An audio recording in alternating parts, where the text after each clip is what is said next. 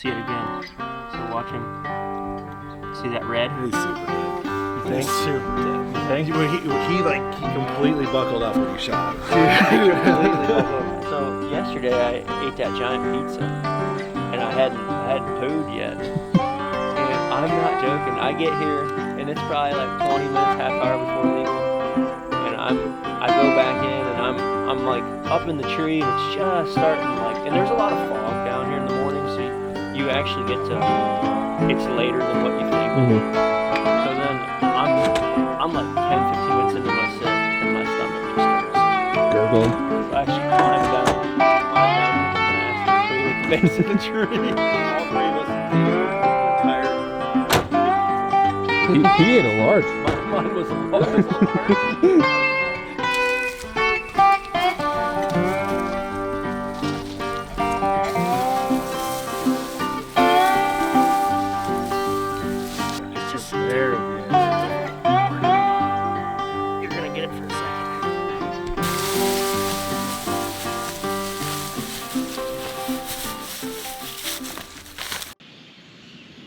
Alright guys, welcome to the Deer Shot Podcast, presented by Siman Brothers Outdoors and the Leaky John Boat Company. Your track job was the first fun track job. Oh, that was the best. That kind of I think part of my life was influenced by that night. Looking back on it, my biggest regret was opening day. I knew where it needed to be. I should have just done a simple hanging bank off the corner of that field, and he would have been toast. But I didn't. That was our first public land deer hunting trip, and it went extremely well. 5 years ago, we couldn't shoot a deer at 100 yards with a slug gun. Now you're shooting turkeys at 100 yards with a shotgun. It was a 90-yard shot pass through. And then you miss him 3 times with a rifle at 70 yards on video for the whole world to see. Yeah, that's what Caleb did. This is the first buck I've shot in over 10 years. And, not to get too crazy emotional about it, but 10 years, no buck.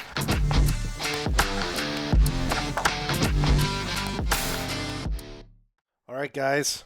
Deer Shot Podcast, episode 66. This one is titled "The Ohio Pre-Rut and Kentucky Deer Camp." We have some big shoes to fill this week because our last podcast was our most listened to and watched to of all time by a mile. Yeah, not even close. Not even Yeah, close. we just hit the rubric on that topic that we were talking about. So yeah, we have a lot of people that are probably listening now that this is their second podcast they've listened to, and we are not going to talk about CJ Alexander at all, not even a little bit. We got Matt Williams here to fill those shoes, so you got some big shoes to fill today. Matt Williams, Born Again Bowhunting podcast. He's been on here, I don't know, at least a couple times now. We're going to cover a lot of stuff today. We're going to cover Ohio. We're going to talk about our Kentucky deer camp. We're going to talk about Matt's redemption arc.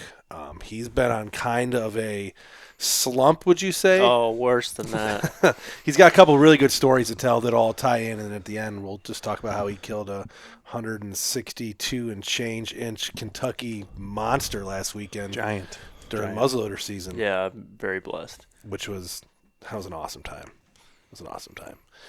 Let's bullshit about Ohio. What's going on in Ohio, guys? What are we doing right now? Slow for us. Slow for me. Lots of deer, nothing big. I don't know what you guys were doing this morning, but it was fire for me. I texted Caleb and was like, hey, can we push the podcast back a little bit? I just saw 2 shooters and $6 total, and they were cruising, they were bumping, they were wanting it to happen, but just the does weren't ready. Yeah, this morning felt like the conditions were right, and it felt like the kind of morning where things would kind of pop off. We were all spread out. Me and Eyes were close together, but Ethan was half a mile away. Luke was another couple miles away. Our buddy Freeman was in the woods. Dylan was in the woods. I didn't hear from Luke. Did he? He didn't say much this morning. He must not have saw much. I think he's seen that. I think he had that button buck come into his food plot. The button buck walked away, and he said, "I'm out," and he dipped. But, he's got the home hunter life now. He's always busy. I know Dylan had some action, but the rest of us, it was real slow this morning. The deer were sneaking around. I didn't see any chasing. Had a little buck walk by. I had a doe squirt through, and then a little buck kind of follow. I think we are kind of suffering from what we've talked about in the past when it comes to not enough mature bucks to go around. Yeah, I was actually texting with one of the neighbors that kind of recently moved into the area. This guy's been, I don't know if he listens to the podcast, he might. So if he does, he's going to know I'm talking about him right now. But he moved in here from somewhere else, bought a bunch of land, set up a bunch of stuff, redneck blinds, built, planted a bunch of food plots that has feeders out, the whole 9 yards. On a property that's been historically really good. Yeah, it's a good property, and he's in the general area of us. We share some of the same deer. We're not stacked on top of each other, but we share some of the same deer. And he's I get the feeling he's very disappointed with the way hunting has been going out here for the last 2 years for him. And I told him, like, it seems like you'd move out to an area like this and there'd just be big bucks around every corner. That's not true. There just isn't big bucks around every corner. There are large bucks. There are mature deer, but they're just few and far between, and there's so many people hunting them, and there's so many people doing those things that he's doing, also planting food plots and running corn and cell cams. And so if there's one mature buck in a 1 mile block, 640 acres, you got one super mature 4 or 5+ year old shooter class deer. Well, we've talked about it many times. There's 20 guys hunting that deer. To be able to go out there and see him every day, like you watching the YouTube videos, like, oh, I seen him 4 times this week and finally sealed the deal. That's very unrealistic for the most part. I mean, it can happen, and there's areas it does and times it does, but it's not going to be that way every year. It's not going to be that simple. It's not going to be as glorious as you would make it seem to be. Yeah, and with the fact that we're not property hopping, we're not going to different properties depending on sign. We're kind of hunting our home farm all the time. We're pretty much stuck with what's here. And if the deer aren't here right now, then we're stuck seeing small bucks. deer. I mean, they're here. It's just they're fewer and farther between. Yeah. And the amount of pressure they're under, too. Because of everyone hunting around us. Mm-hmm. It's just terrible. It's funny. We may do what we think is like the right thing for reducing pressure. Like, I'm going to go sit this stand. We're going to give it 3 days, and then we'll move around the farm and leave these areas clean. If the neighbors 200 yards away is hunting it every single night, it wasn't even clean to start with, let alone clean now. But Matt over here, he hunts opposite of us. He does property bounce around, and he's been able to find a couple deer this year. Yeah, just do a lot of door knocking. I think we've talked about that in the last podcast I was on with you guys. But like you mentioned earlier in the podcast, I've had kind of a dry spell, some bad luck. I wouldn't say dry. Well, it wouldn't be dry. It wasn't dry. It was just bad luck, or just You're going through, what do they call that? The doldrums, where like things are real low, and then I was definitely at one of my lowest in a long time in my hunting career. Like, I was to the point of, like, I would never do this, but man, I was thinking about selling everything, and I'm just like, I was so. To put it in done. perspective, Matt always talks crap about corn hunting, and he was hunting over corn. That's how low he was, and that's okay. I have to rebuttal that, because I know that the last podcast or a couple ago, you guys were making fun of us for buying some corn. That was unplanned. Buddy. The corn source just happened to casually say that you bought three pallets of corn. Listen, so if anybody listening to this has listened to my podcast, you guys know that I bought 30 some acres, and I've been trying to keep deer on my place, which I know 30 acres is impossible, but I've been running some feed, and honestly, I view it as like defensive baiting, to be honest, because I just don't want the young bucks to get shot by the neighbors. I have yet to even step foot on my property in a hunting situation. I have not hunted my property once this year. Do you think you will? Unless something shows up, probably not, because I want the deer to feel like, and I've noticed I'm slowly starting to see a couple more bucks. I'm slowly starting to see, like, some more does. And when I first bought it, I was really nervous that, like, man, there's just not a lot of deer in this area. And there's a lot of road crop around me, and that road crop's starting to come off, so that's good. But, I'm just, truthfully, the corn is to feed year-round, and I'm just going to try to keep some young bucks alive from going to the neighbors and getting shot off of their corn pile. And I know some of my buddies bought some corn too, so it wasn't just like I didn't buy 3 pallets. He did make that clear. He's like, it was for all of them. But yeah, so to your point, yes, I'm normally one of those guys that, like, if you shoot one over corn, I'm like bad mouthing you and bashing you, and I've never had the luxury of owning my own place, And I can see why, if you did own your own place, I could see why people would bait, just because, you're just trying to keep the deer alive, healthy, give them some, whatever. So I think we can say with 100% guarantee our hunting would be a lot better right now if we were running bait on our farms. We're approaching that period of time where we kind of every year. This is about the time we start talking about whether or not we're going to start. The only reason we're really there's a couple reasons why we're not. One, because we don't like spending all that money because we're cheap. it is a lot of money. It's so much money. But two, as soon as the corn is introduced to say a farm like ours, as soon as we introduce the corn, which we will at some point, but it changes the way it hunts. All of a sudden, wherever that corn is somewhere you got to avoid on your walk in. You got to avoid on your walk out. It's the central place where a lot of the deer are going to feed. Right now, we have the luxury of we got all this cut crops all around us and our food plots and stuff, and the deer aren't centered on anything. It's still a lot of travel going on. And we can enter and exit the woods without having to worry about bumping deer off of the corn. Because once that starts happening, it basically puts a beacon right in the middle of the property, where everything's either heading to. Yeah, but do you guys feel from. like your neighbors are just baiting? Like the ones that I have talked to that are close by, I don't think they are yet. I know the one hasn't. I know the one is and the one hasn't, but the one that is, he's still kind of far away. I'm going to start seeing it as soon as people start taking their rutcations, probably. Probably next week, the week of Halloween, and then the whole month of November leading up to gun season. And then gun season's when it's that's when you can just start looking and just see it from the property line everywhere, because the gun pressure around here is insane. So you guys feel that most of your neighbors don't bait until November? They don't even hunt that I know of. Yeah, they're mostly gun hunters. It's too. mostly gun That's hunters, strange. and that you got your 9 to 5 guy who takes his rutcation. He might hunt the weekend and throw some corn out, but I haven't.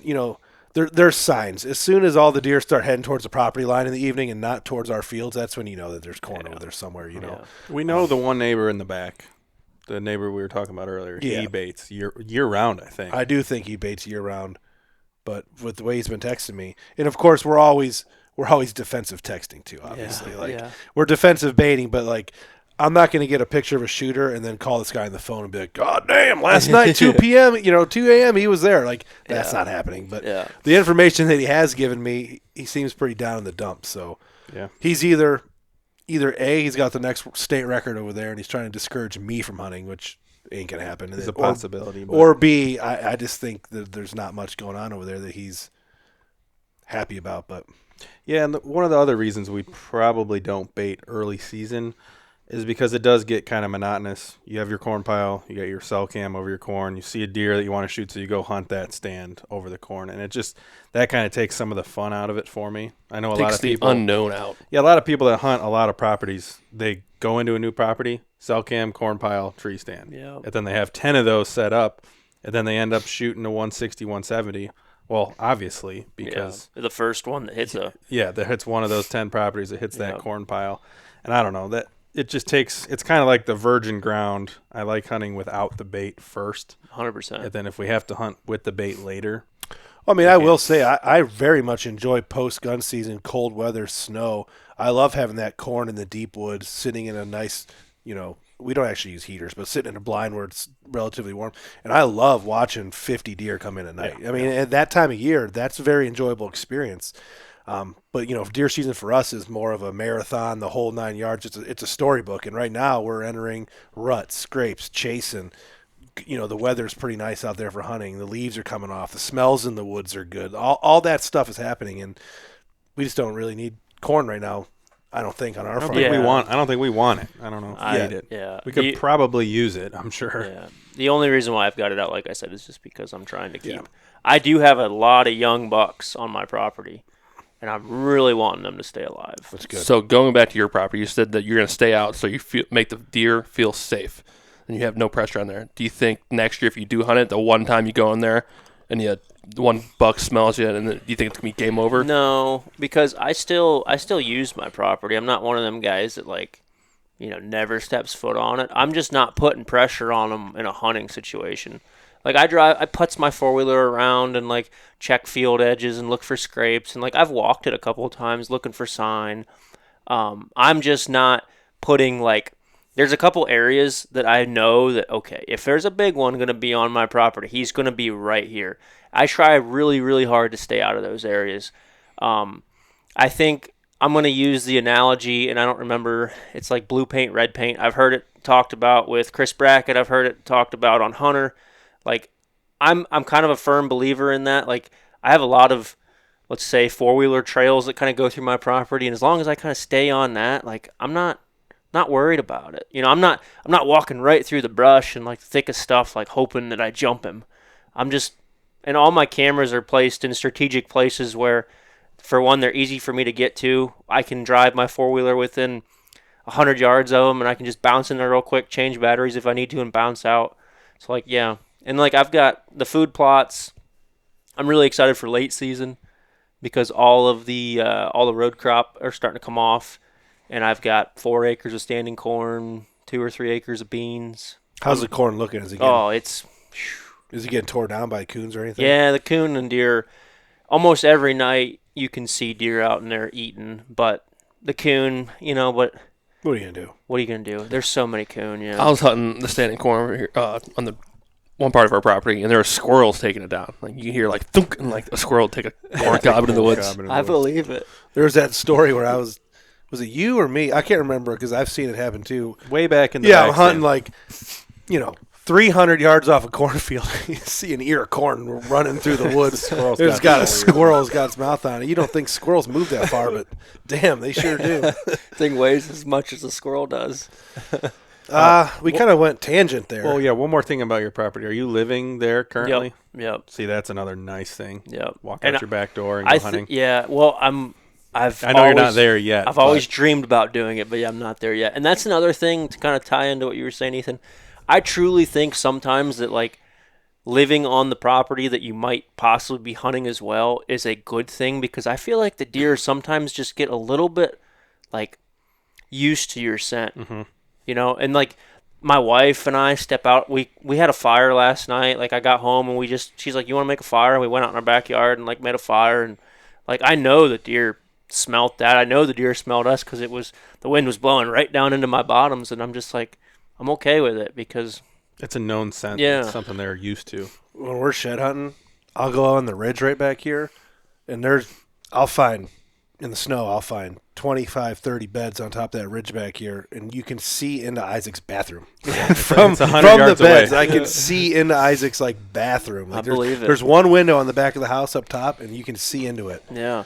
Those deer just sitting there beds. watching. So, they're watching the shop right here. Yeah, they get used to it. They like watching you. They like watching what you're doing. And I actually have a lot of like some thick cover around my house, and they bed within right 30, 40 yards of my house. As soon as they see we you, get deer that bed right out here. as soon as they see you walk out the garage with the bow, though, they're like, "Oh no, Yep. fun time's over." If I smell them, I gotta run. Yep.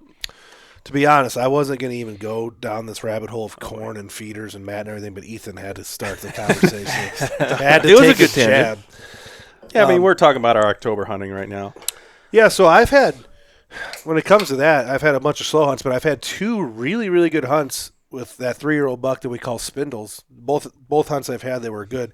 He was doing rut-type activity for both of them, chasing does around, grunting, pestering them. I mean, he's not breeding or nothing, and they're not ready, but yeah, it's cool to see a deer of that caliber. I mean, he's 118, 115 inch, but he's kind of wide 8-point, and he's got that 3-year-old body to him, so he's a little bit bigger than all the dinks running around, and he's, hearing those bucks grunt and make scrapes and chasing those does around a little bit. It makes for a fun hunt. Yeah. I've had 2 good ones with him, but I did lay eyes on my number 1 shooter. I don't know if we've talked about that in the podcast yet. I don't think we did.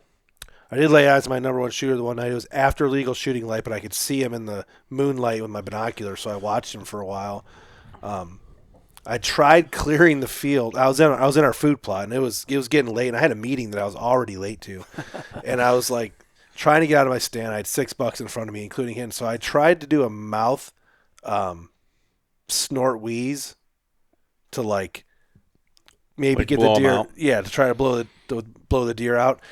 And I did the mouth snort wheeze, and the 5 younger bucks, Spindles and a bunch of like dinks, smaller ones, all made a beeline right to my blind. They all like They're lifted up their curious, head up and then just walked over and started fighting in front of the blind 5 yards away.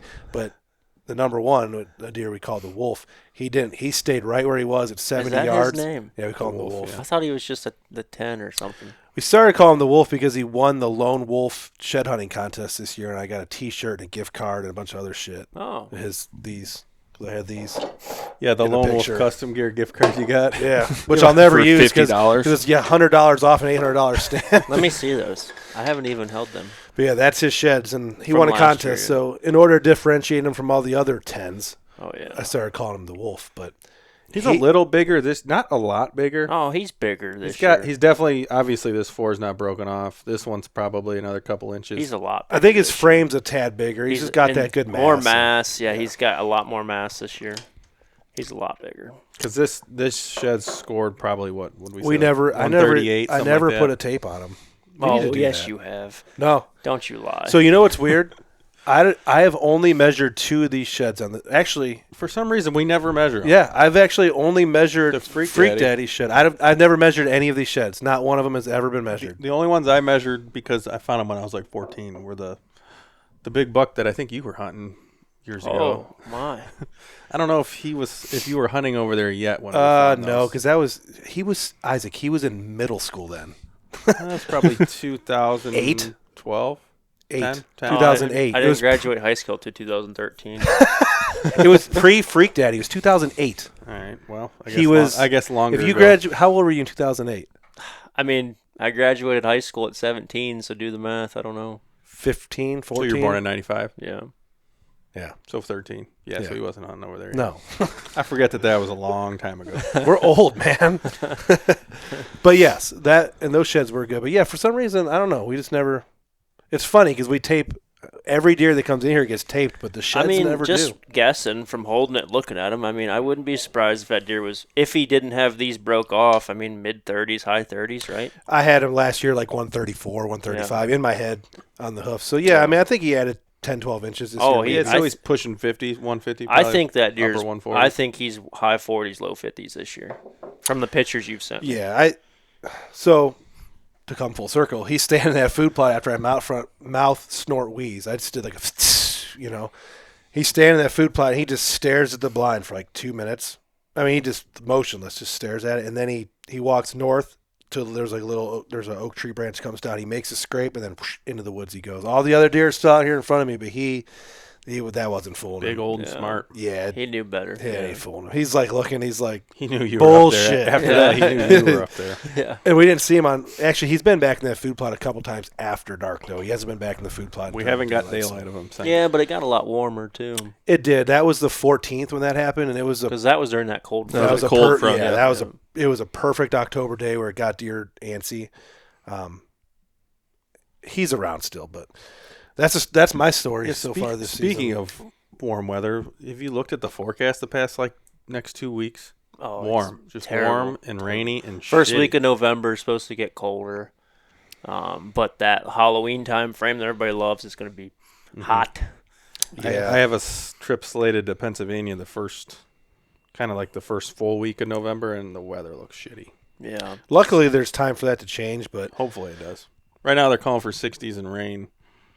Yeah, but I've been looking at the lows. I mean, that first week of November, the lows are like high 30s.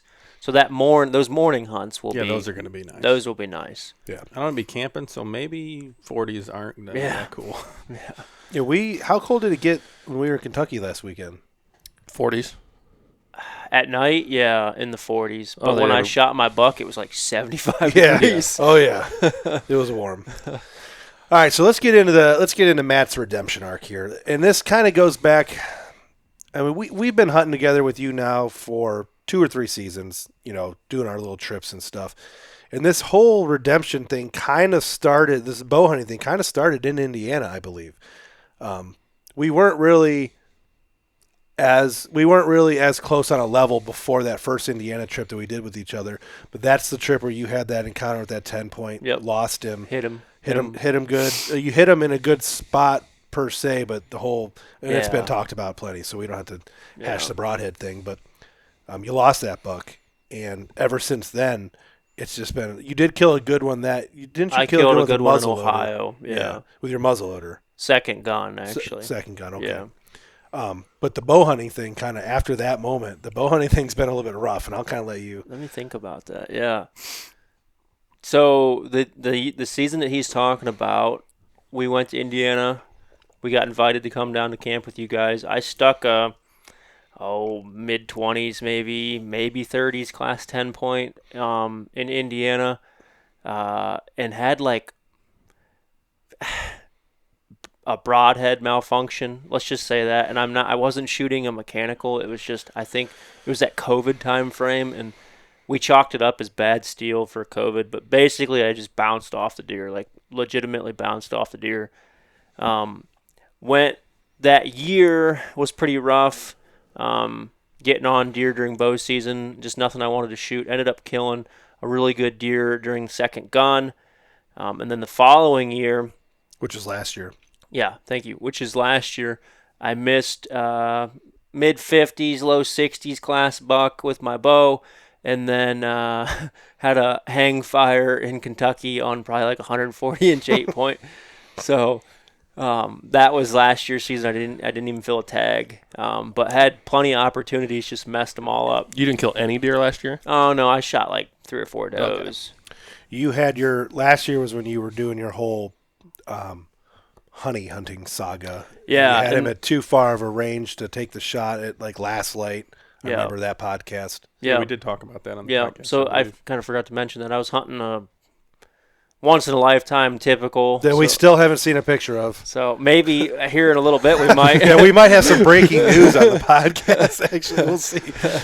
But I was hunting a typical that I just couldn't pass up, and he just texted me, so we'll look at that later. But I was hunting a typical, like I said, that was just, I don't want to say world class because he definitely wasn't world class, but he was like borderline county record, kind of typical, like just once in a lifetime for me. So I kind of dedicated my season to him, even though I did shoot at that. I called him the G2 buck just because I had a lot of history with him, but it was either the G2 buck that I missed with my bow or it was honey, and those were my 2 deer that I was going to chase. Is that the one that's still around, the G2? Yeah. Okay. Just minus the G2. So then this year I lost. It's classic. If you guys follow my story, every year I lose property for some reason, and everybody probably thinks that I'm some heathen, but truthfully I'm in bad situations where like I don't have a personal relationship with a lot of these landowners, and I'm just knocking on doors. So when Uncle Jimmy or grandson whoever wants to hunt, I'm the first one that gets the boot because they don't have a personal connection with me. I'm just Matt. That's a nice kid that knocked on the door and they gave permission to bow hunt. So I've lost a lot of property in the last couple of years because of either selling or leasing or grandsons or family want to hunt. And this year I kind of, I don't want to say that I was a trophy hunter by all means, but I was definitely one that would chase inches. And this year I decided that I was going to chase the experience. Hear, hear. And I thought that was going to be just a better. It was becoming.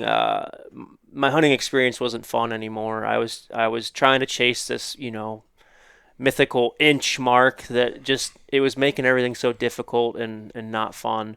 So decided to chase the experience. Actually, I was at your guys' opening day party or the deer whatever. shot party, yeah. Yeah. And I got a picture of he's not very big, to be honest, 40s class buck that I've had a ton of history with. He's just older than dirt, but he's just always had the same rack. This year he grew a lot more mass, and he grew like a 9-inch flyer off of his base. And I'm like, you know what? I think I could kill that deer tomorrow. And I got a picture of him at your guys' party, daylighting on a scrape. I think I even told Caleb, I'm like, I'm going to go in and kill this deer tomorrow in like a joking matter. Well, tomorrow came, and it was opening day of Ohio. Same conditions, same east wind.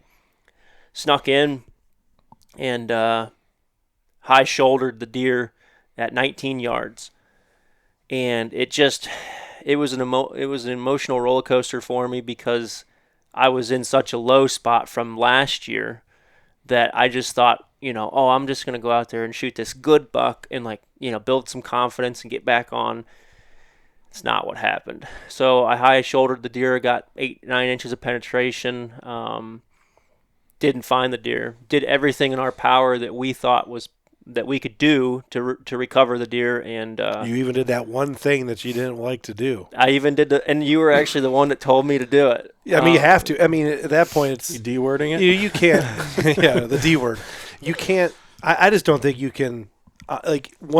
It's one thing to talk about stuff like that, but when all of a sudden when you're in your situation, are you going to want that deer to rot in the woods, or you want to find it? You know, No, so you trust got to me. find it. As much as I hate drones, I've always said that for recovery purposes, I think that they're a useful tool. But the problem is so many people use them for other, situations that I don't agree with.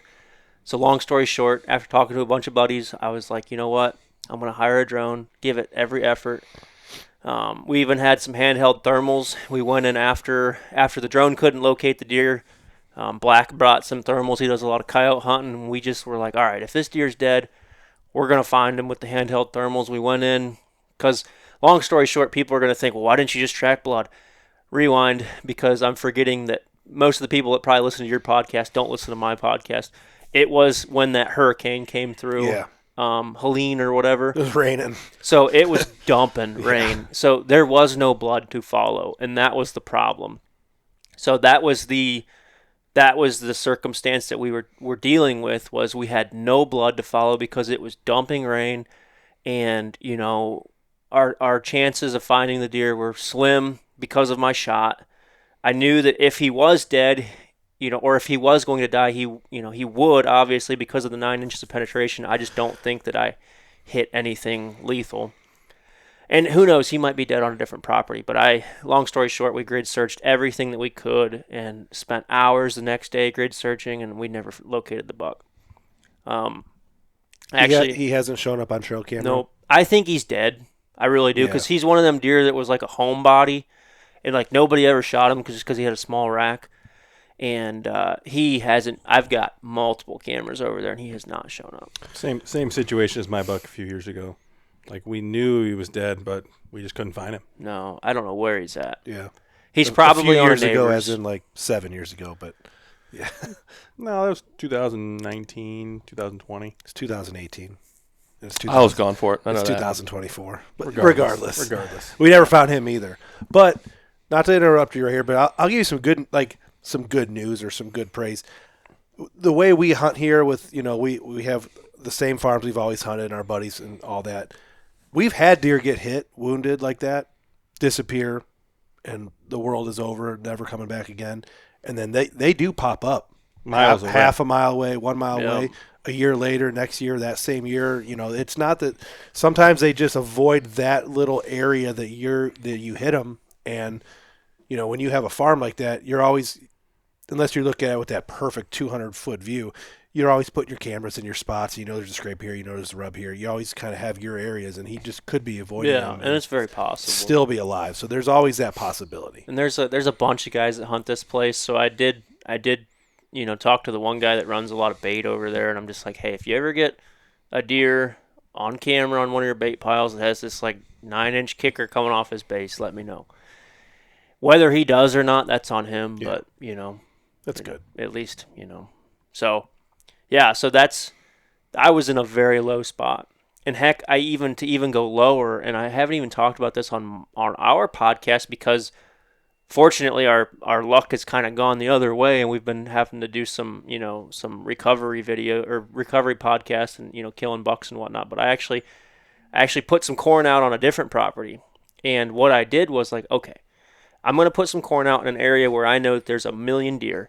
I'm going to plug the first doe that comes into that bait site to build confidence, because I was a mental wreck. Like my head was not where it needed to be.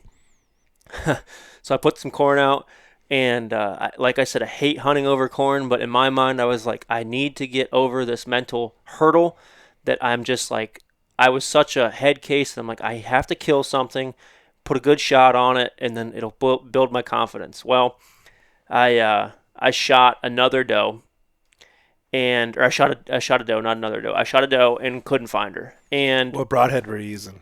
well, It's a long story. Yeah. So I tried a beast head because I had heard a lot of good things, and I just wanted to build some confidence. And I just wanted like the quickest, most ethical, what I thought, quickest blood trail.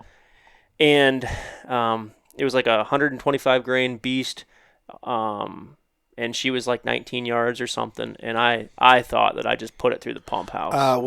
You sent Caleb the video. I think he showed it to us. I have no idea how that deer didn't die.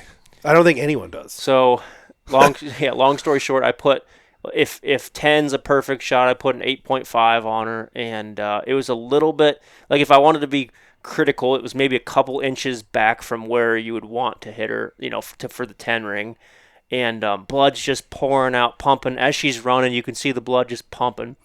Huge red smear on her off shoulder, like the opposite side. Yeah, the exit. There was a giant hole where she's just dumping blood. Long story short, I decided that I had some things to do that night, like we always do when we shoot a deer. You always got stuff to do. So I'm like, okay, I'm not going to give her any time. I'm just going to basically give her 20 minutes from the time I pack up all my camera gear and climb down and unpack all my saddle gear and stuff. She'll be dead. So I climb down and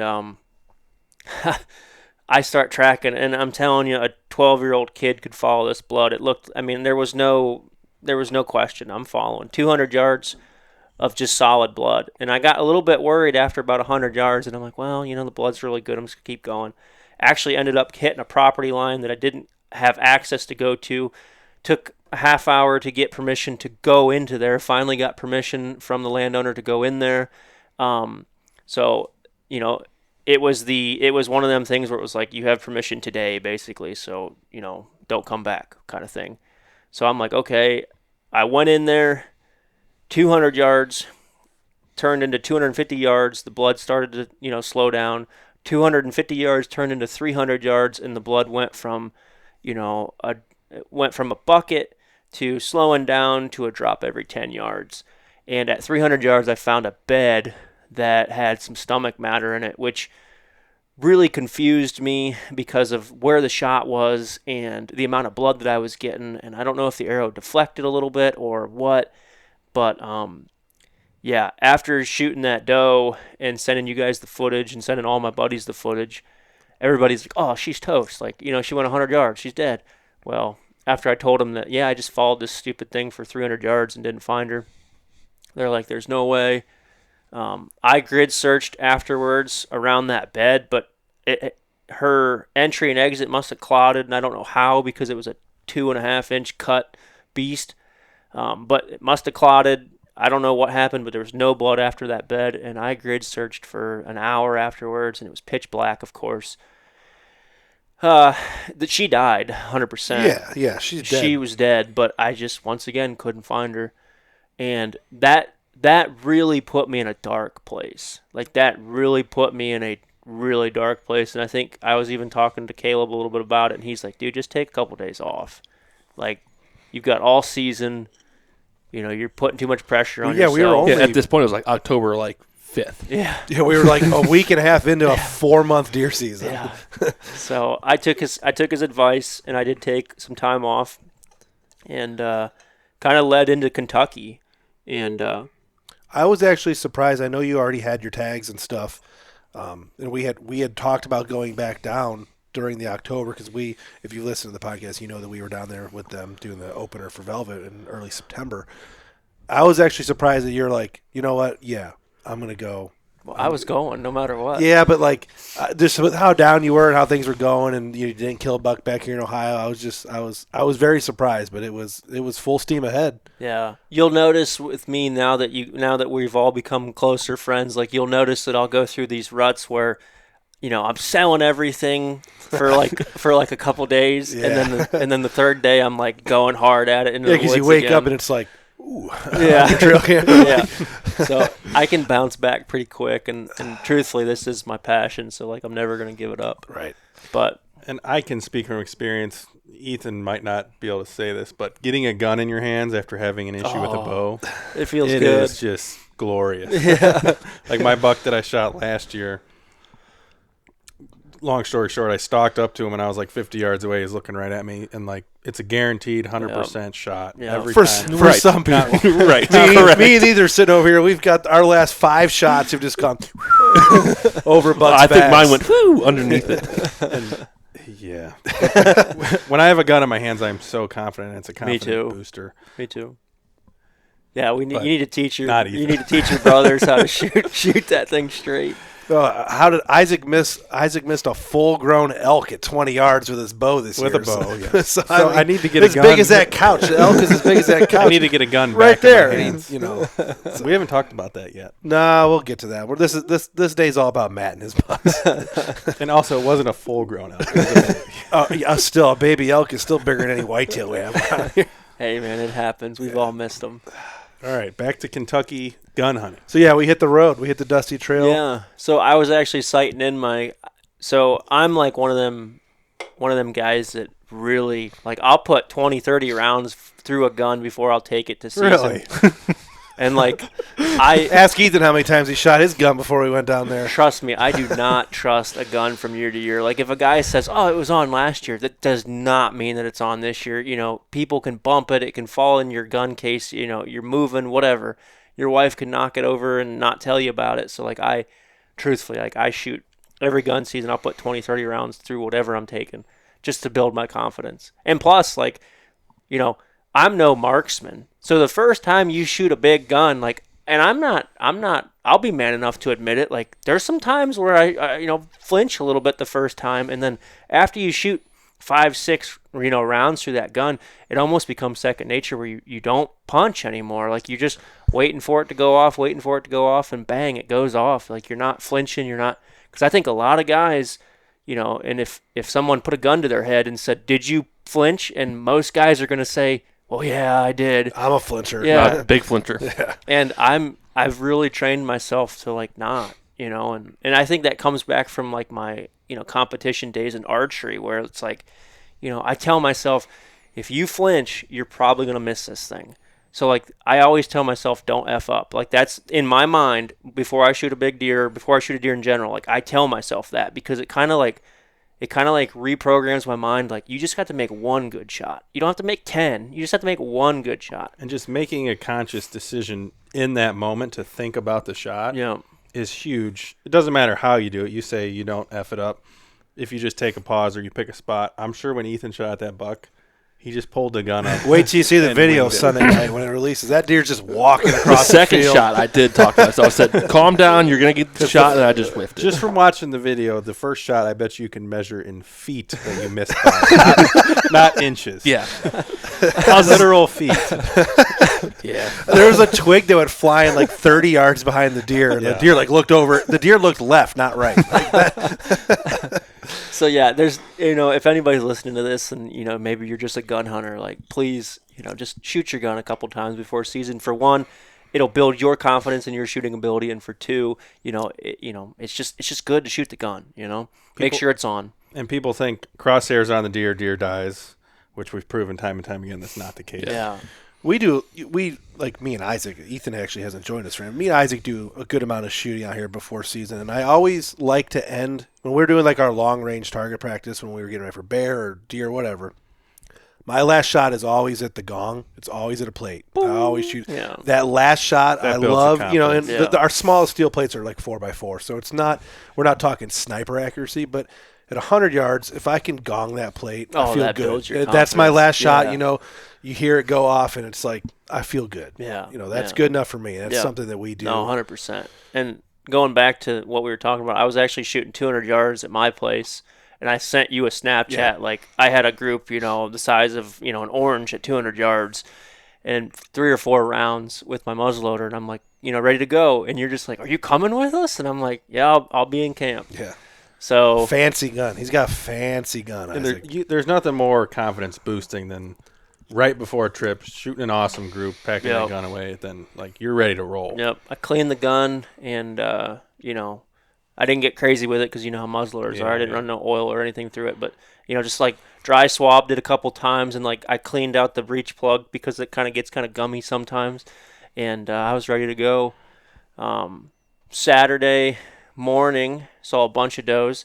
Ethan, which we were just laughing about, he had the excitement in camp. And whiffed hard twice. I was so excited because I was just sitting there and it was perfect light and everything's good, and I'm staring at this field, and like when you don't know it's coming, but like your guy's over there, you just hear like echo out across the field. I'm like, yes, Ethan. Yeah, you Like, just there's no way you missed. You right? imagine a big deer just folding. Yeah, out, I'm like, there. oh, we started this camp fucking mint. Like, this is awesome. So I stood up with my binoculars. I'm just looking. You can see it in the video, and it's funny because like in the video, I heard it before the sound picked up in the camera. I'm like staring towards Ethan, and you see me go like this, and then you hear the second shot. I'm looking at the camera, I'm like, yeah, he just finished it off. Like, he's the muzzle loader. Like, there's no way he's still standing there a minute later. Like he probably went out in the field. I'm thinking he went up in the field. The deer's Shot like him again. dragging his ass because he spined him or something, and he shot him again, and we're partying. So like, I was so excited. So But what happened, Ethan? what actually happened? what Ethan? So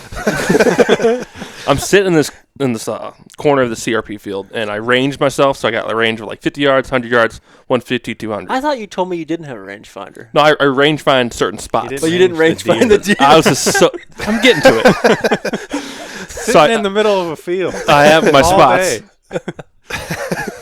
I have my spots, and this deer walked up. Oh, that's a nice buck. I looked at it. Okay, cool. Pulled the gun up, free-handing like an asshole. No shooting stick, no nothing. And Kentucky windage, man. yeah, deer's walking, cornered away. Good shot in my book.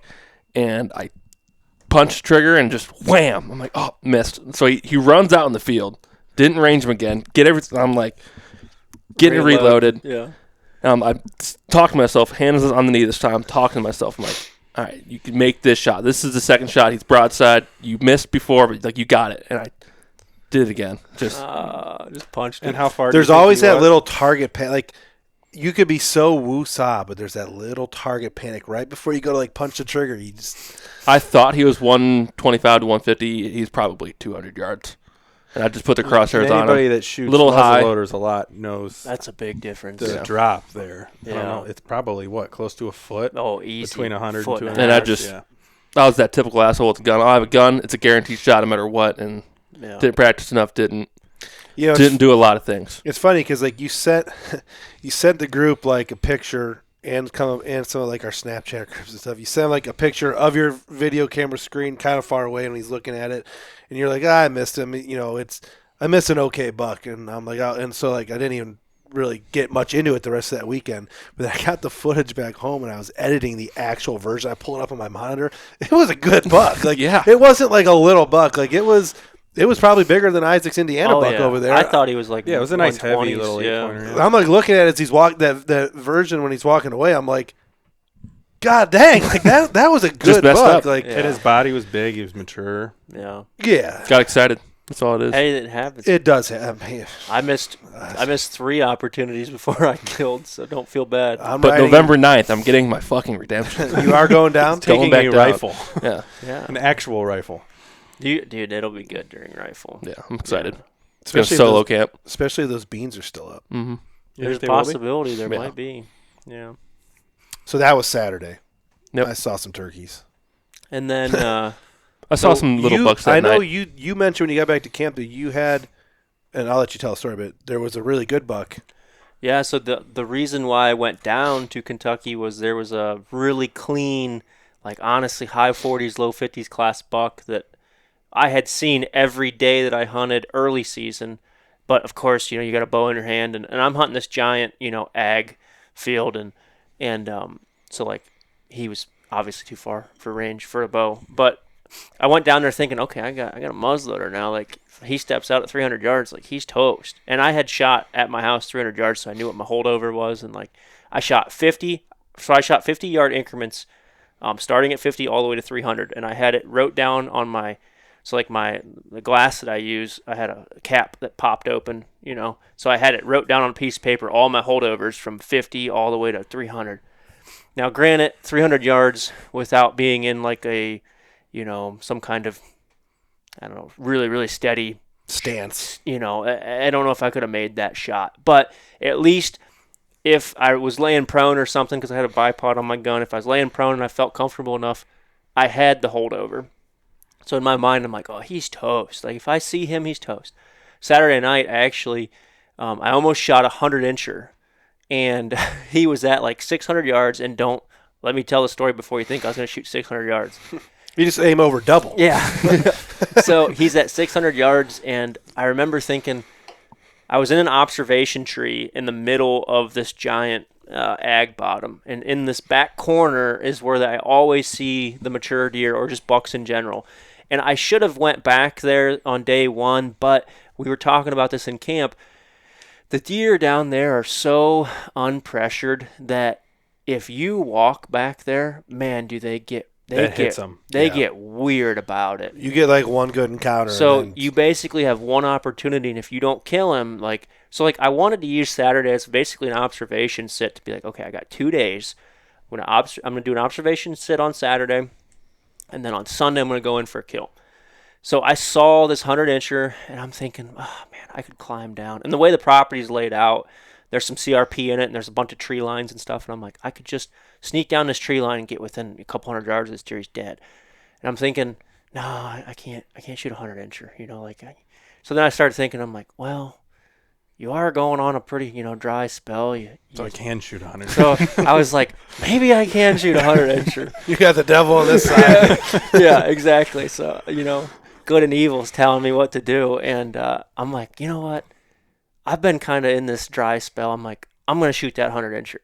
And one thing that Kevin and I did early season, Kevin was filming me, is we were in the same tree, but we saw that 150 back there in that corner, and we were going to drop down and go and make the stalk. And the last time, so Kevin climbed down the tree, and I'm watching the buck, and then he's still out feeding in this back corner. And right before I was going to climb down, I lowered my bow to him, and last second, I picked my binos up, and he's gone.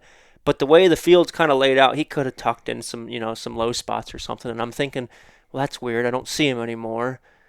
But I kept that in the back of my mind with that 100-incher. I'm like, I want to watch him for a little bit more.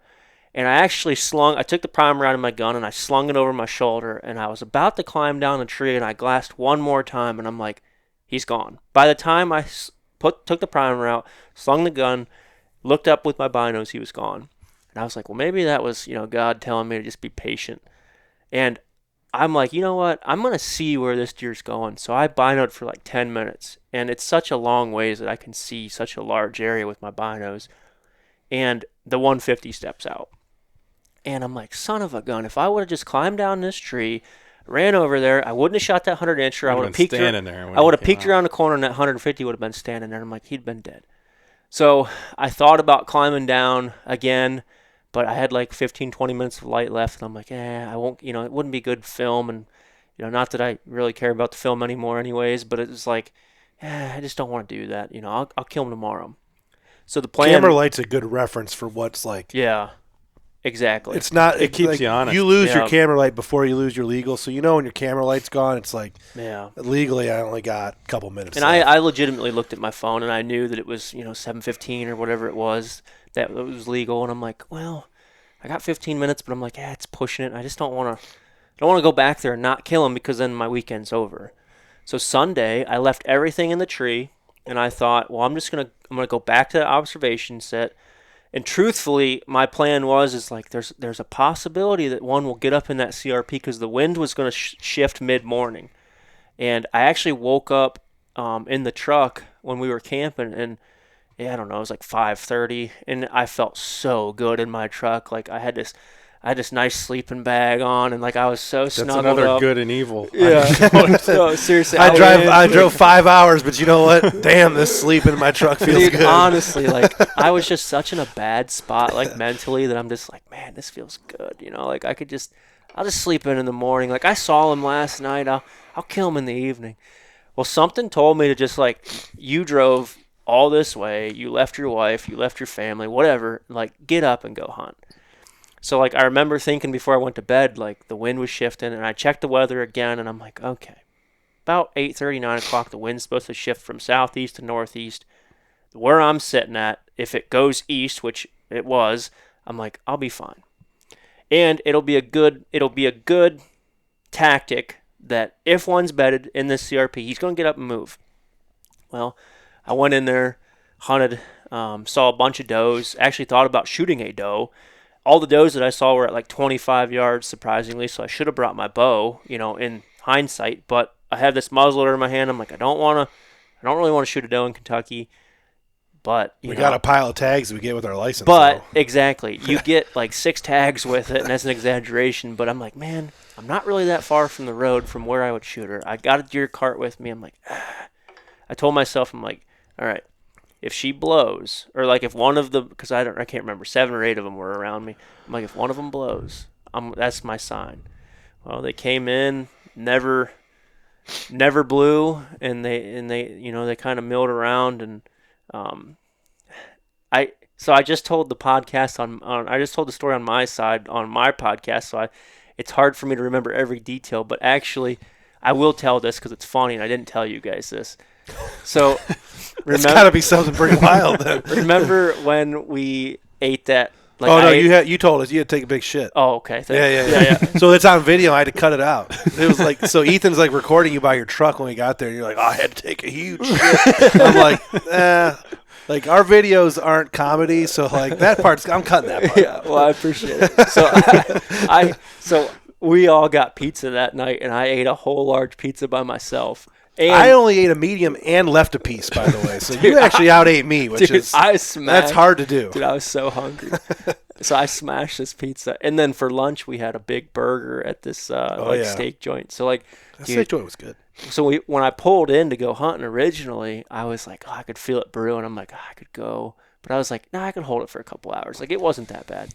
Well, that was a terrible mistake. Always. When you walk, 500 yards in, it just turns your stomach. And I get to the base of my tree, and I can feel a little bit more, and I'm like, oh, Matt, you can't do this right now. Like, you've got a gun in your hand. You got to climb this tree. Like, just toughen it out.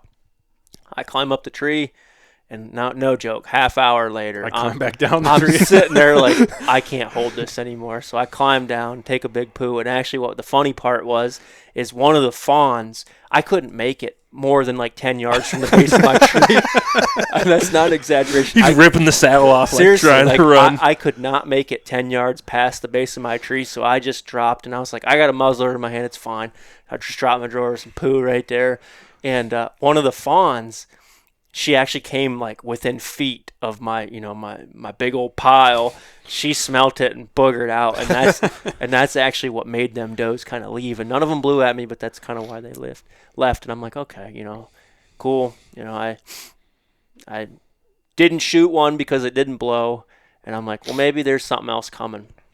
At this point, it was early 8:30 or so, and I could feel the wind starting to shift, and it was going from southeast to east. And, about 9 o'clock, I could feel it hitting me northeast. So, stupid me, and you guys know how the property was laid out, I was staring at the CRP thinking, like, there's some scrub brush and stuff in there, and then there's, like, some bigger trees. And I'm just, like, staring at these trees thinking, sooner or later, a big one's going to just stand up. Well, I don't know. I checked my phone. It was like 9:10, and I'm looking. And then finally something just tells me, like, look to your left. And I'm glad I did, because I just kind of looked to my left, and he's already a third of the way out into the bean field. And I didn't bino him. I didn't even look at him through my scope. I immediately saw the rack, and I'm like, shoot her. There was no... It's a no-doubter. Like, 150 yards, I could see his rack. I could see it was a really good deer. In my mind, I thought mid-40s. So I told myself, 140, he's dead. So I get the camera on, and I'm getting everything ready, and I get my gun up, and luckily, there were so many coincidences that happened that I think truly it was a godsend, because normally I'm one of them guys that, like, I have a little saw with me, and I cut every limb off because I want as much room as possible to go around the tree. Well, I didn't do that because I forgot my saw at home. So luckily I had some limbs that were kind of hanging out, like, in my way, kind of like an inconvenience, but looking back at it, I'm a bow hunter, so in my mind I'm thinking, I got to get these limbs down. But when you got a gun rest, that's a perfect rest. Yeah. So I'm resting on one of them limbs, and I range him, and he's 148 yards, and I'm like, that's a chip shot for this gun. I'm like, just as long as you make a good shot, he's dead. And I remember thinking, like, I got a gun in my hand, and then when I remember thinking that, my body just, like, I lost it. I was shaking so bad because, like, I knew that he's dead. Like in my mind, He should be dead. Thank you. In my mind, he's like, he's dead if I make a good shot. So I immediately got some buck fever and was shaking. And I remember he was walking across, and I stopped him, and I cocked the hammer back, and you can actually hear it in the video. Like I cocked the hammer, and he stops, and I don't shoot because my crosshairs are just doing this on the deer. And I'm like, Matt, you gotta calm down. And I actually uncocked the hammer because I didn't want something stupid to happen, like moving the gun around and the gun go off, because that's my luck.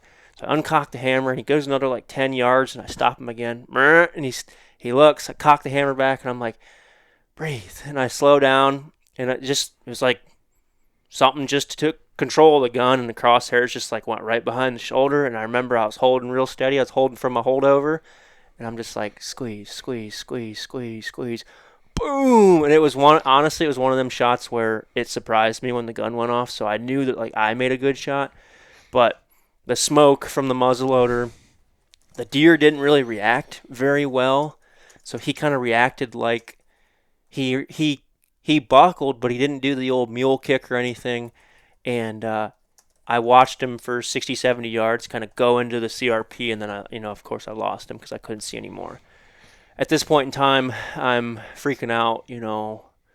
I don't know what to do. Did you hear the impact? Yeah, you hear the whop. Yeah. So The you hear smoke from the muzzleloader makes the videos a little tough. But even though I heard the whop, I'm still like, I gotta watch the footage. And I'm watching the footage, and all you see is just smoke, and you can see the deer silhouette, but you see him react, and he kind of buckles, but he doesn't do the old mule kick, and I'm just like, Hit him back or something. like, yeah, I thought maybe I liver shot him, or like maybe I gut shot him. I'm like, So I gave him 40 minutes, and I was like, and of course, I don't have cell service here. Right. Yeah, we talked about it before. Like I have zero cell like service. 20 minutes going into the property, you don't have cell service. Yep. 20 minutes in, 20 minutes out, you don't have service. I mean, I'm back in the middle of nowhere. And I didn't know what to do. I couldn't talk to these guys, and I waited 45, 50 minutes, hour, whatever it was. Finally climbed down, packed everything up, did a little camera interview, and I'm like, I'm going to go look for blood on impact. Well, where I was at, and I was up there. I was probably 30 foot, and that's not an exaggeration. He was so high up in the air. When he showed us a tree, I'm like, what the hell? I mean, I was up there, and I remember thinking, like, I could see 2 clumps of grass from my tree. Right behind it is where he was standing. And I'm like, okay, that's cool. Right there, go find them grass clumps. Well, little did I know he was in this swale that kind of ran through the bean field. And when I climbed down, reloaded my gun, once I got to the base of the tree, I left everything besides my gun and my shooting sticks, because I left shooting sticks at the base of my tree in case I had to spot and stalk. Mm-hmm. So I took shooting sticks with me and my gun, and I go over, I'm all confident, I'm going to find this grass. All of it was grass. So what I could see was these 2 clumps, but when I got down and actually went into the swale, it was all this clumps of grass. So you have no idea where to go. So I have no idea where this deer was standing. Luckily, he ran the way the swale kind of runs. It makes a U, and he was on the long end of the U, and right where the U starts to turn to go the other way, he crossed it. And I'm like, okay, I'll just go to the bottom of that U in that swale, and I'll cut his track, or I'll cut blood or something. And that was like 60 yards from where impact was. And it took me 10, 15 minutes, but I finally found I actually found his track first in the because it was real dry. I found his track, and I remember I was like, okay, there's his track. I can see it. And I remember seeing there's this little like quarter-sized drop of blood, and I'm like, okay, I hit him.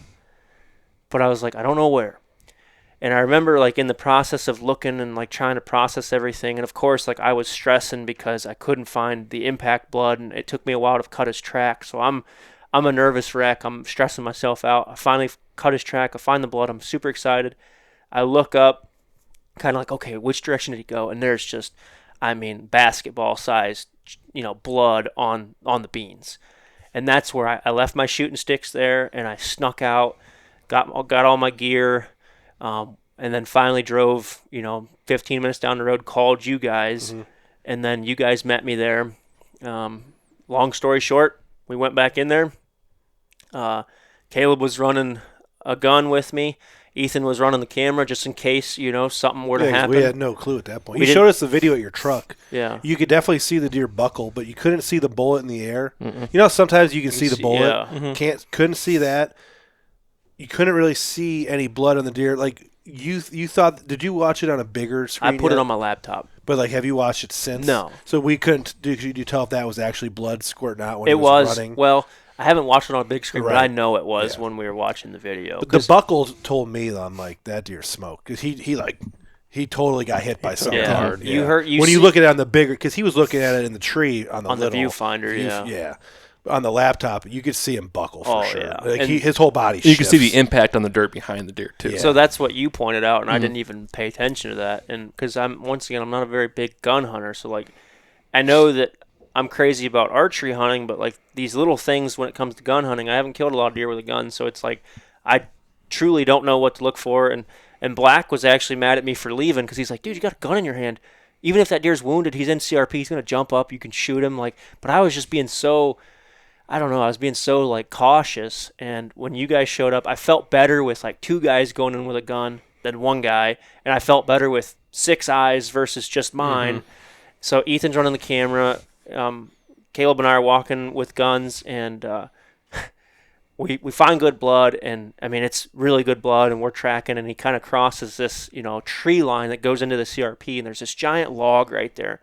Well, I look at it, and it looks fairly fresh, I guess, but I step on it and I fall to my knee like it was rotten. And, you make this giant noise, and I'm like, oh, son of a gun. If he was wounded, you just busted him and out Caleb's like, we kind of like stepped over the log, and then Caleb's like, Matt. And what happened is, I don't know if it was the noise that I made, stepping on that log, or us just kind of stepping into the CRP, we flushed a bunch of birds. Yeah, there was noise all of a sudden. I'm Yeah. like, oh shit. And Caleb thought that we jumped him, and what really made me nervous is he went into the CRP, and you could see the blood, and then he turned left, and he went right towards where Yeah. that noise was. I don't even know if maybe the birds were on him, to be honest. They might have been. Yeah. Because he was super dead. Yeah, he was super dead.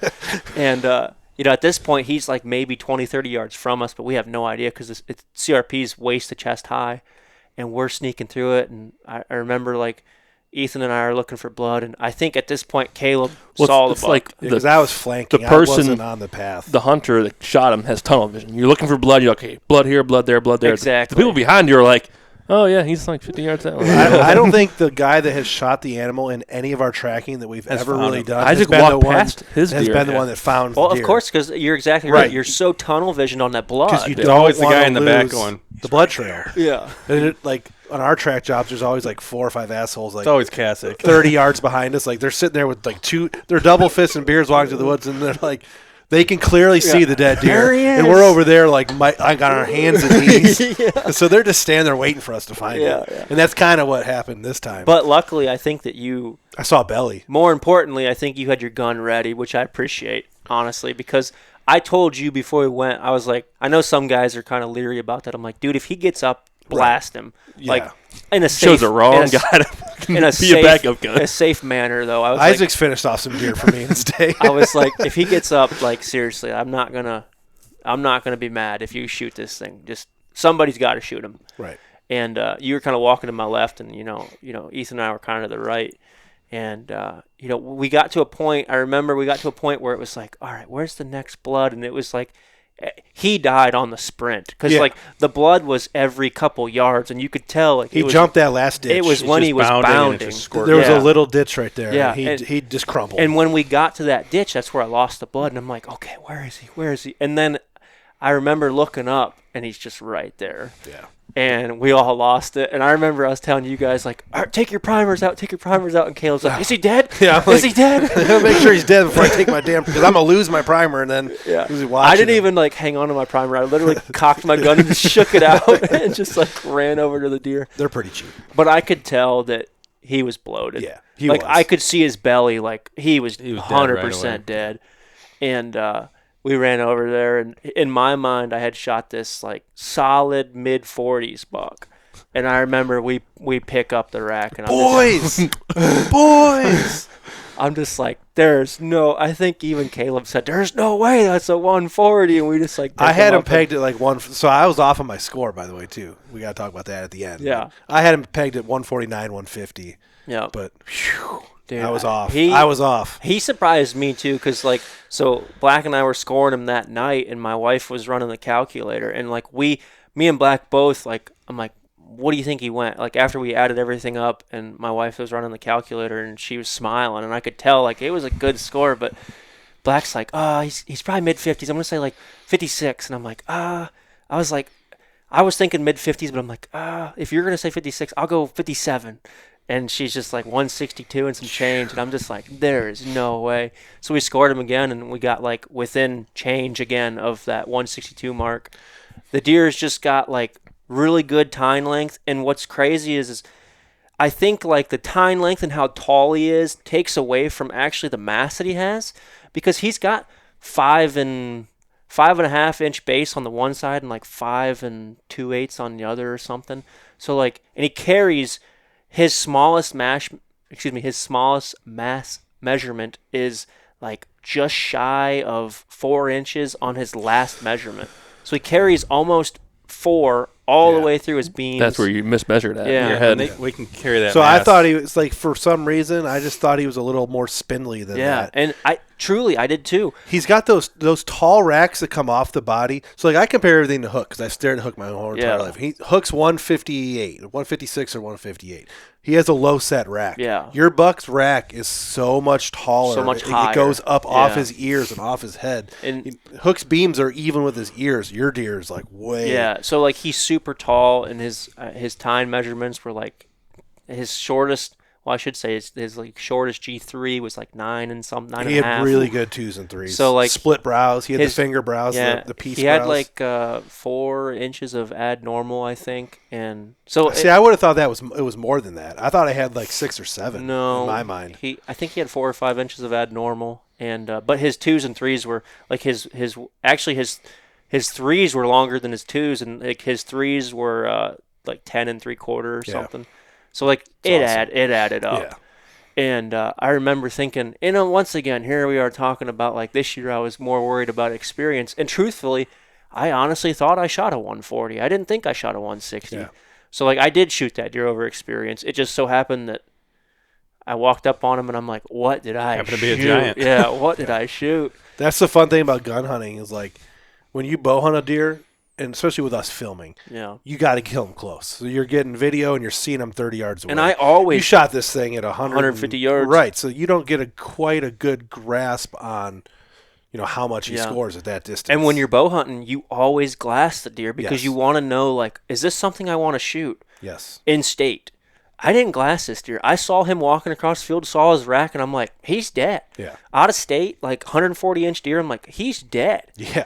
And that would have been my biggest out-of-state buck, and I don't know if I'm ever going to top, 162-inch out-of-state deer. That's going to take some serious effort, but, like, truthfully, all the glory to God, like, I'm, there was way too many coincidences that happened for it to be a coincidence. I think it was a godsend. I think the good Lord just said, you need to pick me up, and, actually, I'll tell you guys. I know that you guys, and I know this podcast isn't like a very religious podcast, kind of like mine, but I have a book of devotions that I read every time I go hunting. This season, I've made a point to read a devotion every time I've gone. Well, after those does had left, I realized, oh crap, I didn't read my devotion. So I read my devotion, and it hit home. Like it really hit home, and I'm like, okay, that was a good devotion. Like I'm gonna use that in life. And like try to better myself, and then half hour later I killed him. History happens. Yeah, so it's awesome. Yeah, I'm super pumped. And then just sharing it with you guys, like I wish your people were there. I know I said that when we were there. Yeah. Like the only thing that takes away from this deer in any way was that none of like the Born Again crew. Yeah. Kevin, Jared, Black. None of those guys were down there. We all have lives. Like Yeah. they just. And like what our camp keeps getting smaller too. The first time you went with us, Isaac was there, Luke was there, all these guys, and now me and Ethan are clinger honors at the very last deer camp. Guys, I'm going solo. Ethan's going solo next time. Yeah, it's just life's happening, man, and it stinks. And we've talked about that. Like it stinks, but it's not the end of the world. It's just different. I'm glad that I shared it with you guys, though. Like I truly it means the world that you guys were there. It was a very good time. Yeah, I enjoyed it. We would have been like our tails would have been dragging on the ground had you not shot that buck, because we'd be coming back home like Ethan missed, no one saw shit. Like, what a terrible time, you know. The last Kentucky trip wasn't so well for you guys. We had a last second encounter that we couldn't get on video, and that was it. So it's like, here we go again. But then on the way home, we got to stop and help drag out a 162-inch buck, which that doesn't happen very often. Yeah, which is out of state, it doesn't ever happen. I'm super stoked. Like, I know that one's going to be hard to beat. When this podcast airs, so you're either listening Monday morning or watching Monday night, the video will be up Sunday. So the video goes up tomorrow. So the video will be up Sunday. Will be up. Yep, the recovery's at the end. I didn't try to steal too much thunder. Steal it. I got I should have just put it on a memory card of that now that you're here, but I'll Google Drive it to you. I know your video schedule is a lot slower than ours. We're not worried about it. But you guys got a pretty good story to tell with all your hunting you've done down there this year. Yeah. However you want to end up throwing that together, I'll be honestly. definitely looking forward to that for sure. Honestly. We haven't mentioned a couple things now that I'm thinking. I have my notes over here. I'll let you. Nick, if you're listening, Schlau, I know you do listen to all of them. I let Matt tell that whole entire story without interrupting more than twice. So I only interrupted a couple times. But we didn't mention that we were actually in camp. We had another guy in camp. Aaron from Next Step Outdoors was with us. The morning you killed, he was hunting the piece of property by us, piece of public by us, and he had phone service. So me, him, and Ethan are texting all morning about how miserable our hunt was going. We were commenting on how the weather is beautiful, the lighting is perfect if a deer would just step out, all this stuff, and it just never ended up happening. And then when you finally were able to get your service, there was a mouse. I've been watching trash blow around in the yard too, by the way. We'll have to get that. Paper towels. But when you finally did get service, it totally just changed that morning, you know. Yeah. And then we were able to meet up with you. We were actually packing up camp, and my phone, my watch was dead. My you phone was called on me the tailgate. Twice. I had 2 missed calls. And I'm like, where's my phone at? I look over at Matt's calling. I'm like, yes, hello. Well, that was good coincidence because I called Caleb twice and he didn't answer. My phone was, I don't even know where my phone was. We were like packing the tent up and stuff. So I'm standing on like 1 foot on the top of my truck trying to get service. Someone answer. And I'm like, nobody will answer. The whole track job thing. So we've, unfortunately, you say you haven't killed a lot of deer with guns. You haven't done that thing. We've been in the opposite situation. We've killed a ton of deer with guns and had to do a ton of those. You know, there's always the argument, like Black said, you talked about Black bringing it up. With a gun sometimes, it's so much opposite of bow hunting. It's almost jump out of your stand and chase after the deer times. And that's what Black told me especially here during gun season. And we've had this happen. It's one of those, like, it's touch and go and it pulls at your heartstrings. But during gun season here, if you get a bullet into a buck and you know you hit him or it's close to hitting him and he starts to run off, if that deer goes too far, the neighbor might just blast him and then it's his deer. So then you have to make those decisions. If this was a bow hunt or if this was something else, and it was last light, you know, that you could let the deer lay and do that whole game. But like, you shoot a buck in the morning around here with a gun, maybe you gut shot him, maybe you're not quite sure of the shot, he starts running. It's almost like last of the Mohicans. Like, we got to go. We got to get on this deer. And then we've done a lot of those track jobs too, and that's why I was off to the side. It's dangerous if you have multiple shooters. Yeah. So when you're a backup shooter guy, if you watch some of our videos, you'll actually see it. You got your guy in blood, and we always have a cameraman with them, and then usually he might even have like a helper. Like we have Nick, the flankers. Yeah, Nick and Isaac are always probably really close to the blood guy, helping looking for blood. There's flankers, and they're 20, 30 yards off behind because you can't shoot through people and at people. And if that deer jumps up and takes a left or and right, you guys are all bunched up together, not only are your angles bad and you're trying to shoot at stuff, but you're all on top of each other with guns. It's not good. So if you have guys 10, 20 yards off to the side, they have a clear view. Yeah. Mm-hmm. It makes it safer for the gun season recovery. It's a lot of fun, but it's stressful, and we don't necessarily like having to do it that way. I'd rather just shoot the deer and it dies, obviously. And we do well, that, and there's a lot of science that goes into a less than ideal shot when it comes to guns versus bows. When we're shooting bows and big broadheads, we're going for that laceration you're cutting. effect. Yeah, we're cutting. We're cutting vital organs. We're cutting livers. We're cutting blood vessels. When you shoot them with a gun, especially these low velocity guns, whether it be the straight wall caliber guns that we can use in Ohio or a muzzleloader, sometimes, especially at longer ranges, you're literally punching a pencil hole through that deer. Right. Because a traditional rifle, you get the cavitation because of the speed. But with these smaller rifles, slower rifles, we don't get that cavitation. So if you put a liver shot on a deer, it may live for days and go miles, unlike a bow shot. Yeah, it's weird. People around here have got away, and there's nothing wrong with it. Obviously, the straight wall is the king now, and a lot of guys use a muzzleloader because they said 300 yards. But back in the day, guys around here were using 12 gauges with Brennickys. Yeah. You're literally 1 ounce shooting. slugs. You're literally shooting this beer can at a deer, and they drop. When you'd shoot those deer, even if it wasn't a perfect shot, I can't even tell you how many deer I shot that just crumpled and just died there with the 12 gauge. None of them do with the 450 and the 350. Yeah. They always run Yeah. after the shot, always. So it kind of has changed the way people hunt deer around here a little bit, for good or for bad. I didn't want to interrupt you during it, but I had to go back. We had to rewind all the way to the deer shot party. You stood in there right by the steps on the other side over there with Nick and Jerry and Kevin, and I was kind of around the time, and we talked about taking that pin, going up the leg, and shoulder shooting deer. Remember, we had like a long conversation about like you just got to avoid shoulder shooting Nick that deer. said it, yeah, he's like, too many guys just follow that leg straight up, and you shoulder shot that deer less than 8 hours. Less than 8 hours later, you went right. It happens. We've all done it. But I want to rebuttal myself. I 100% shoulder shot the deer. It's 100% my fault. But I do have a little rebuttal. And I didn't want to get too much involved with the story because the muzzleloader deer is kind of like the focus on this one. I drew on that deer 10 yards before he got to the scrape. And note, this is September 28th. Yeah. So he's coming to this scrape on September 28th at 6 o'clock at night, or an hour before legal. So I draw, and he's 10 yards from it. And of course, you always draw too soon. And it ticked me off because I was 19 yards, and the way the scrape was, he was kind of quartering to me a little bit if he was going to come to it. And I knew that if I let him get to the scrape and I drew, as his head was, working the branch, he would, oh, what's that? 6.5, 7.5-year-old deer watches me draw at 19 yards. He's gone. So I drew, and he takes his sweet time. And then, during the process, it was probably only 30 seconds, a minute at most. But you're always like, oh, dude, he's 10 minutes later, and like arms are shaking, and like so he finally gets to the scrape. Well, stupid me, and I was rusty because it was my first kind of, and it's opening day of the season. it's open, yeah, exactly. Yeah. So like I didn't process everything that I should have. I have never hunted that spot. I only ran a camera on it this year because I found the scrape last year. I didn't have a tree picked out. I didn't have shooting lanes. I went in there blind, picked a tree, and was like, it looks good.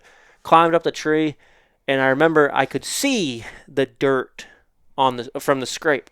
But behind it, there was some brush, and then actually what the biggest thing was there was a tree in between me and him that was covering up like the back half of, where the deer's body would be. Well, in my mind, I'm like, I can see the dirt. He's dead. Mm-hmm. Mm-hmm. Well, where is 90% of the deer when he's working a scrape? He's behind it. Mm-hmm. His front legs are in there. So when I drew and got on him, I truly could only see if somebody would draw a line from his hock all the way up. That's all I could see. And I could see his rear end. But that tree in between me and him was covering it. So I was in my saddle, and I leaned out as far as I could. In that slight little movement, he pegs me. And I remember thinking I could see, 3-4 inches behind his shoulder. But it was real tight to that tree. And I'm like, well, he's either going to blow and take off, or you better shoot. So and at this point, because I leaned, I made a mistake. I should have leaned with my anchor set and my head in my peep, and I should have leaned looking for with my pin. But what I did was I picked my head out of my sight housing and leaned to try to see how much I could see. When he pegged me, I brought my head back in and dropped my arm and just squeezed it off. So, yes, I made a bad shot. Yes, I shouldered the deer. But the situation was a little bit tough. Yeah, and we saw the video. Obviously, he dropped as well. Oh, he came out of his You got 2 angles skin. of him, too. You got your trail camera. and the trail camera, which is cool. He dropped probably 6-8 inches and spun, and I'm shooting 80 pounds. I'm shooting 300 feet per second. It's like he threw that shoulder blade right at you. Yep. In the video, you can tell. 100%. I'm not shooting a heavy arrow this year. I'm only shooting like 490 grains. So Still heavier than most. Heavier. But, so like at 19 yards, when people say, oh, they can't duck, bull crap, dude. That deer, once again, he was 6 or 7 years old. I've had 3 or 4 years of history with him. He knew the gig was up. He knew that I was a hunter. He knew that he was in trouble. As soon as he heard that bow go off, he turned and spun. And if he would have just stayed still, I probably would have killed him. It probably wouldn't have been a pass-through, but I would have got to 8-9 inches into the vitals. But when he dropped and spun, I just hit him high. Perfect. The deer have perfect armor for that. It's weird how It's like he threw it at you. He pulled Yeah. his shield up, basically. No, seriously, that's what he did. He tucked, and it just I hit him high. It's very. I guess a lot of people, unless they've hunted for a very long time, they don't pick up on this. But the way a deer reacts to a shot in September and stuff, when they, everything to them, they're in September. That buck is only caring about himself. Now if you watch hunting videos, you watch stuff, or you go out during the rut. When these bucks are preoccupied with something else, especially if they come in with some does or all this other stuff, they're less apt to be concerned about the guy in a tree shooting down at them. They have, just like we have tunnel vision for blood. During the rut, those bucks have that vision on that doe. They could care less sometimes of any of the movement you make, and you can get away with a lot more. But early season and late, so it's early and late. So early season, and then at the end of the season, I mean, we're talking inches of movement, and they fucking. Oh, that's what happened. It's crazy. Late season, we do a lot of late season hunting. We talked about that corn pile stuff, and it's wild how the does, you have to you have to sometimes when you draw your bow, you have to draw your bow either incredibly slow or the fastest draw ever, because you get your one little window where he's not looking your way or the deer's not looking your way. But like right now during the rut, the nice thing is you can almost be up there doing jumping jacks sometimes, and they don't care. They don't care. Yeah. But early season like that deer, he was in pure survival himself mode. And what really made me mad is I was in a good tree. Like, I had good cover. Even behind me, I had good cover. He just, truthfully, I really 100% believe that this deer's 6.5, 7.5 years old, and I think that he's been around the bush too long, and he just saw me lean out, and he knew what I was, and he just, oh crap. And yeah. I bet he's alive. Because I mean, don't know. A deer like that is smart. I think if he is 6 or 7, I think he's smart enough to know that if he just adjusts a little bit, he won't ever have to deal with that again, which was you in that spot. So he could still be in the area. How sweet would it be if, like, come rut, I just see this thing come limping through the woods. We've done it, man. Just draw back. Limping through the woods, That happens to us. There's actually a couple deer that our group knows about right now that moved off of farms we can hunt but are still alive, deer that we thought were dead and stuff. You know, so it's definitely possible. No, I'm definitely hoping.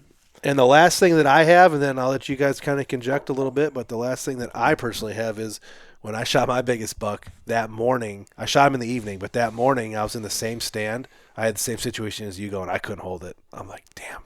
So I got down, only made it like 10 feet past the tree, dropped trout, did the business there, climbed back up, went back to that stand that night and killed my biggest buck from it. Yeah. Even though they don't care. I mean, they do, but they don't. Yeah, sometimes it just, and it's funny, like when anybody that hunts that has used, the bathroom, the number 2 in the woods, everybody knows that it's not like I can kind of feel it. Like when you decide that you have to go when you're hunting, it's now. Your body realizes that it's time. Yeah, there is no like, I could wait another half hour, or like, I could drive to the gas station. You have to understand, we've been drinking coffee, night beers, eating pizza, and eating fast food for 3 days at this point. We're on these trips. Yeah, so just do the math. It's not like we're sitting there at home. We get our nice, perfect breakfast, and drinking lots of water, and Like when it hit me, when I was up in that tree, it hit me. I'm like, I might not make it to the base of this tree. But it didn't matter. It didn't matter in the end. You guys got anything? No, I'm good. Just redemption. Matt, what's your Ohio plan looking like right now? You got a couple you're on? Hey, read your text. I did. Oh, nothing? It is. Cryptic. But it's not honey. Okay, so honey's still alive. I'll show you guys. It's not honey, though. Is it a good one? I mean, yeah, it's not what I was expecting, but it's definitely a good one. And I know that he's having a hard time right now, so like it's a heck of a deer. So that's still probably what. I mean, it's still a dude sitting behind a 150 with a recurve. Yeah. Is it a recurve or a longbow? Longbow. Yeah. So like, whatever it is. Wow. I mean, it's hard to like, because he's just known for killing such giants, and it's like, it's like if Lee Ellis, when he shoots at 150, everyone's like, yeah. So, like, I give him a lot of props, and honestly, like, I give him a lot of credit, and, like, I look up to him, honestly. Like, I think that he is one of the better, if not the best hunter in the area, and, I'm just kind of glad that it's not honey. if he's not the best hunter in the area, then who is? I want to know who you think the best hunter in the area is. When it comes to pure killing. When it comes to killing whitetail, I think he's probably the best in the area. Yeah. No doubt. And I respect the heck out of him. And if he's listening to this, like I respect the heck out of him. Every time I see you, the guy that will go unnamed, I try to get you on, but I know it's not. And he doesn't want the publicity. Not a spotlight guy. No. One day, maybe. One day we'll have a. But hey, tell-all. congrats! You know, on killing that deer. And if it's a local listening to this, you probably know who. Oh, we're talking Yeah, about, all so. the locals know him. Yeah. Yeah. That was it. That was episode 66. Yep. Good one. It actually went well. It went Yeah. well. Thanks for having me, guys. Thanks for No, everyone thanks for sticking coming on. around. Thanks for telling your story. Yep. Deer Shot Podcast. We are out.